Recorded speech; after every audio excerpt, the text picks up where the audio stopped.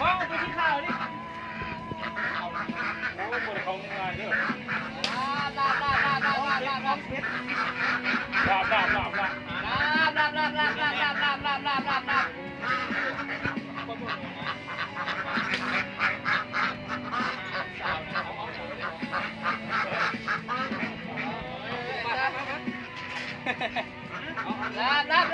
ไปหาลูกค้าไป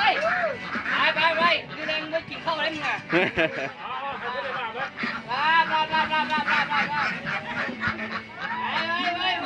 ครับเลือดแปลงโอ้ย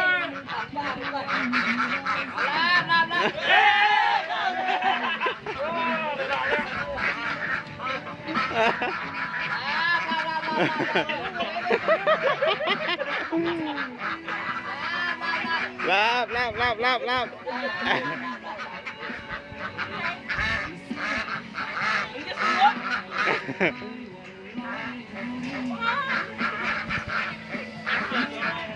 โยนแม่ตัว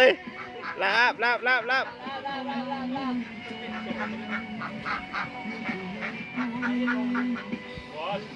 โอ้ยเดี๋ยวมันมุนเวียนเลย ไงมันหมุนเวียนมันมีต้นหน่อยมาถึงต้นแง่แล้วเนี่ยไป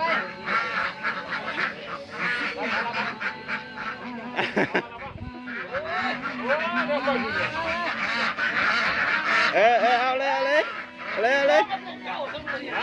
ก็ได้ช่องตัวเลยเปลี่ยนตัวใหม่ไปแล้วนี่เลยนะตุ้มนะ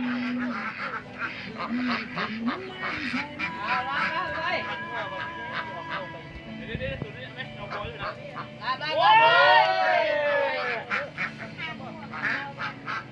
ต้องบวกไป3 บวกยังร้องอยู่บ่ไม่รู้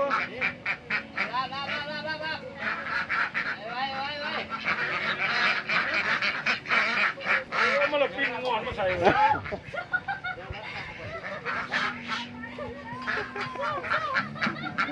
เอาตอนมันนิ่งบนนิ่งนี่หรอปะเอาตอนมันบนนิ่งนี่ไหม